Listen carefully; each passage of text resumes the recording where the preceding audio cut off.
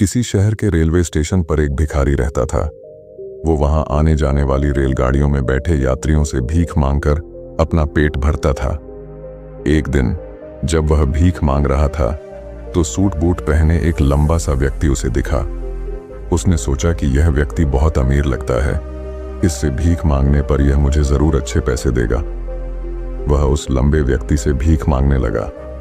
भिखारी को देखकर उस लंबे व्यक्ति ने कहा, तुम हमेशा मांगते ही रहते हो, क्या कभी किसी को कुछ देते भी हो?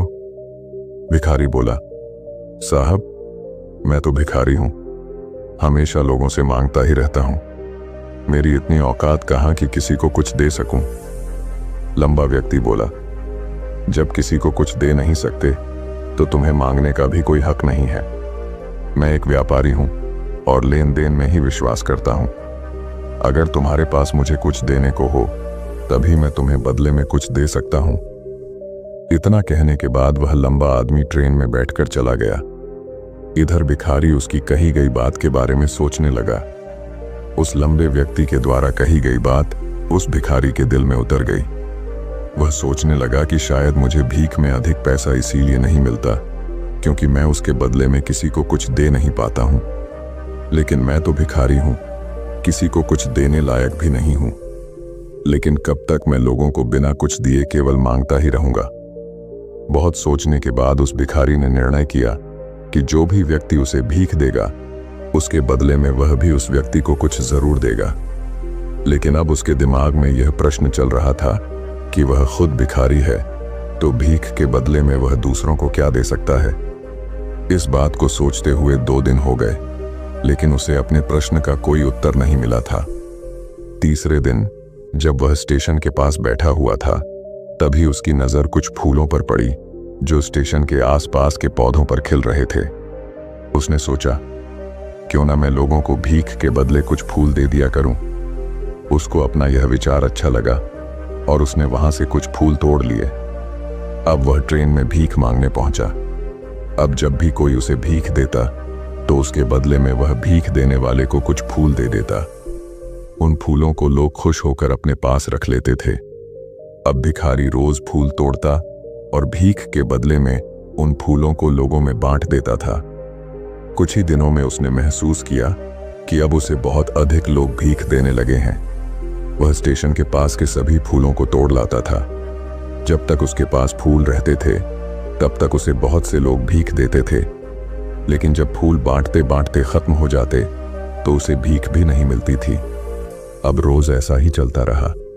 एक दिन जब वह भीख मांग रहा था तो उसने देखा कि वही लंबा व्यक्ति ट्रेन में बैठा है जिसकी वजह से उसे भीख के बदले फूल देने की प्रेरणा मिली थी। वह तुरंत उस व्यक्ति के पास पहुंच गया और भीख मांगते हुए बोला, आज मेरे पास आपको देने के लिए कुछ फूल हैं, आप मुझे भीख दीजिए तो बदले में मैं आपको कुछ फूल दूंगा। उस लंबे व्यक्ति ने उसे भीख के रूप में कुछ पैसे दे दिए और भिखारी ने कुछ फूल उसे दे दिए। उस लंबे व्यक्ति को यह बात बहुत पसंद आई। वह बोला, वाह क्या बात है, आज तुम भी मेरी तरह एक व्यापारी बन गए हो। इतना कहकर फूल लेकर वह लंबा व्यक्ति अपने स्टेशन पर उतर गया। लेकिन उस लंबे व्यक्ति द्वारा कही गई बात एक बार फिर से उस भिखारी के दिल में उतर गई। वह बार बार उस लंबे व्यक्ति के द्वारा कही गई बात के बारे में सोचने लगा और बहुत खुश होने लगा। उसकी आंखें अब चमकने लगीं। उसे लगने लगा कि अब उसके हाथ सफलता की वह चाबी लग गई है जिसके द्वारा वह अपने जीवन को बदल सकता है। वह तुरंत ट्रेन से नीचे उतरा और उत्साहित होकर बहुत तेज आवाज में ऊपर आसमान की तरफ देखकर बोला, मैं भिखारी नहीं हूं, मैं तो एक व्यापारी हूं, मैं भी अमीर बन सकता हूं। लोगों ने उसे देखा तो सोचा कि शायद यह भिखारी पागल हो गया है और अगले दिन से वह भिखारी उस स्टेशन पर फिर कभी नहीं दिखा। लेकिन 6 महीने बाद इसी स्टेशन पर 2 व्यक्ति सूट बूट पहने हुए यात्रा कर रहे थे। दोनों ने एक दूसरे को देखा तो उनमें से एक ने दूसरे से हाथ मिलाया और कहा, क्या आपने मुझे पहचाना? दूसरा व्यक्ति बोला, नहीं, क्योंकि मेरे हिसाब से हम लोग पहली बार मिल रहे हैं। पहला व्यक्ति बोला, नहीं, आप याद कीजिए, हम पहली बार नहीं बल्कि तीसरी बार मिल रहे हैं। दूसरा व्यक्ति बोला, मुझे याद नहीं, वैसे हम पहले 2 बार कब मिले थे? अब पहला व्यक्ति मुस्कुराया और बोला, हम पहले भी 2 बार इसी ट्रेन में मिले थे। मैं वही भिखारी हूं जिसको आपने पहली मुलाकात में बताया कि मुझे जीवन में क्या करना चाहिए, और दूसरी मुलाकात में बताया कि मैं वास्तव में कौन हूं। दूसरा व्यक्ति मुस्कुराया और अचंभित होते हुए बोला, ओ, याद आया, तुम वही भिखारी हो जिसे मैंने एक बार भीख देने से मना कर दिया था और दूसरी बार मैंने तुमसे कुछ फूल खरीदे थे। लेकिन आज तुम ये सूट बूट में कहाँ जा रहे हो और आजकल क्या कर रहे हो?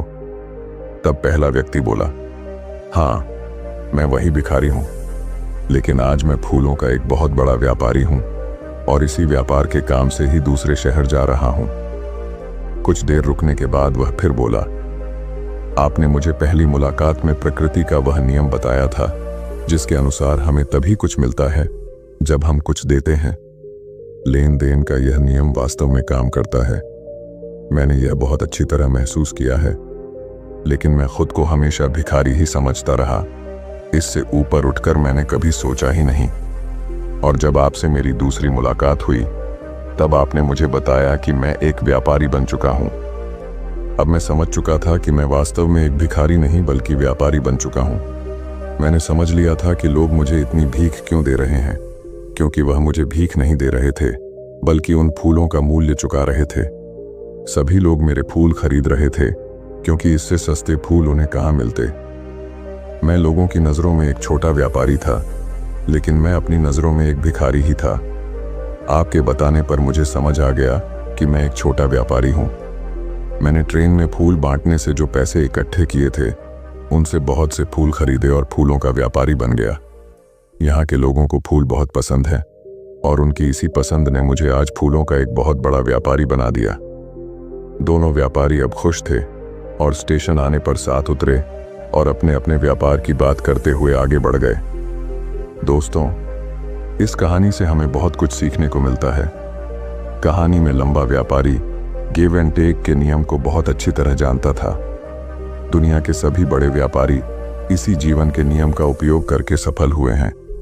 इस फॉर्मूले को उसने भिखारी को भी बताया। भिखारी ने इस प्राकृतिक नियम को अपना लिया और इसका असर उसके जीवन में साफ दिखाई देने लगा। उसने अपनी सोच बदली और उसकी जिंदगी बदल गई। यह कहानी हमें बताती है कि हम यदि अपनी सोच बदल लें तो कुछ भी हासिल किया जा सकता है। यदि हम खुद को छोटा समझते रहेंगे तो हम हमेशा छोटे ही बने रहेंगे। बड़ा बनने के लिए हमें अपनी सोच को बदलना होगा और खुद के बारे में बड़ा सोचना होगा। कहानी का सार यह है कि सफलता आपकी सोच में छुपी होती है। खुद का आत्मसम्मान जगाइए, अपनी सोच को बड़ा बनाइए और देखिए कैसे आप सफलता के शिखर पर पहुंच जाते हैं।